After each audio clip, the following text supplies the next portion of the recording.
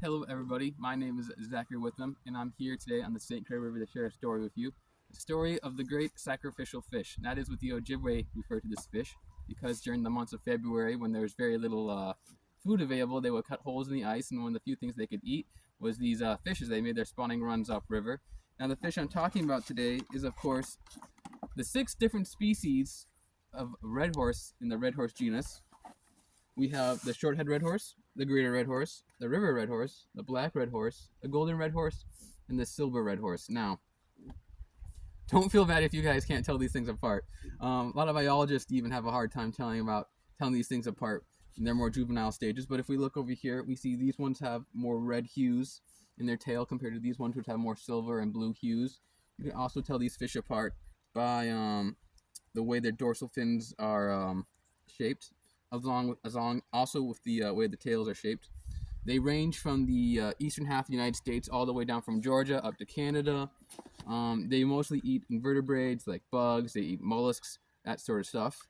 Now these fish all have what I would describe as more fragile populations, susceptible to the more dangerous things that are happening in our environment these days. Now, here's my poster on redhorse vulnerability. Here are some statistics from the Minnesota DNR on the barrier effect of native fishes on Minnesota. Now, if we look at the river redhorse in particular, we see that 55% of the time, river redhorse are absent upstream of barriers. Now, that means in situation where there's a dam built, and these redhorse would be above the dam naturally, having lived there before the dam was built, 55% of the time, once that dam is built, after a certain amount of years, these fish are absent from the area above that dam. Now we go on, we can see the silver redhorse, 50% of that time. We look at the greater redhorse, 47% of that time. Okay, so obviously dams are having a major effect on these fish. Moving on, if we look at some of the other things that are affecting these fish populations nowadays, we get to the concept of sediment. Now these fish are living in very clear, very pristine environments. That's what they need to survive. They like riffles, they like runs, they like clear water. The problem is, as climate change comes in and we get more and heavy precipitation events later in the year, that brings more turbidity to the water, right? So, looking at some quotes we have from the Climate Adaptation, Erosion, Sedimentation survey from the United States Environmental Protection Agency, changes to precipitation patterns such as more frequent and intense rain events can increase erosion and result in greater amounts of sediment washing into rivers and lakes and streams. That is not good for redhorse. Now we can see that these such things have already affected redhorse in some of their range, including up into Canada.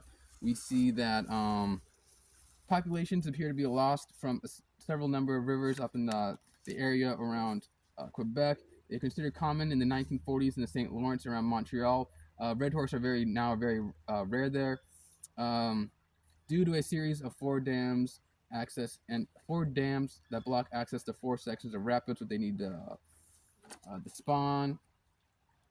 Also, the increased siltation has caused a decrease in microinvertebrates and freshwater mollusks, which have also affected redhorse populations, as that is what they eat. Now, something that also eats invertebrates is stream trout. Now, stream trout are the type of trout that live in streams. Brook trout, rainbow trout, brown trout. We have some of those in Minnesota here, and what we do is we have designated trout streams. Now, what that means is you have to pay for a stamp to fish that stream. The money of that stamp then goes to restoration projects, and different types of things along these streams that end up benefiting these trout. Now, these trout also have fragile populations, more susceptible to climate change and stuff like that, much like the redhorse. They eat similar things to the redhorse. So I'm thinking, if we can do something like that for redhorse, if we can designate redhorse waterways perhaps, where we can have maybe a stamp needed to angle for these fish on those rivers, and then that money then goes to promoting those riverways to protect them for redhorse. Now, we can see that these effects on these designated trout streams are already beneficial for non-game fish in these streams. We can see that non-game species are higher in these designated streams. We can also see that trout streams that are designated as trout streams that have these benefits compared to non-designated trout streams have an average number of species that are higher and a number of individual stream trout that are higher. So that is one way that I think we could potentially help the redhorse. That's a little bit of a long off solution though. That's going to be a while before we get the general public wanting to make stamps needed to angle for these fish. However, what you can do to help protect these red horse is something, you know, we can all do by ourselves, right? Take interest in these fish. Nobody knows about these fish. I mean, nobody's out there having conversations about these fish, right? So if we can do that, if we can talk about these fish more, if we can tell our friends things about these fish, hey, you know, they're not ugly, they're just kind of goofy looking, right? They got downturned lips. Hey, these things eat mollusks, and these things eat invertebrates, right? We can talk about how they were viewed by indigenous cultures, right? How the month of February to the Ojibwe we referred to the Suckerfish moon, right? The next thing we can do to help these fish is promote the waterways they live in right now the ways we can, right? We can support limited development along these riverways. We can take a stand against mining near pristine watersheds. We can introduce people to these rivers, introduce people to these fish. At the end of the day, people are going to care more about these rivers and these fish if they bond with them through like fishing and whatnot, right? And then the last way we can help Redhorse is by fighting climate change, right? Climate change will affect every aspect of our world, right? Take part in climate protests, try using renewable energy resources, write letters to elected leaders in support of climate-related legislation, right? And then share with people the effects of climate change. And the last thing you can do to help these fish is join organizations like the Native Fish for Tomorrow organization.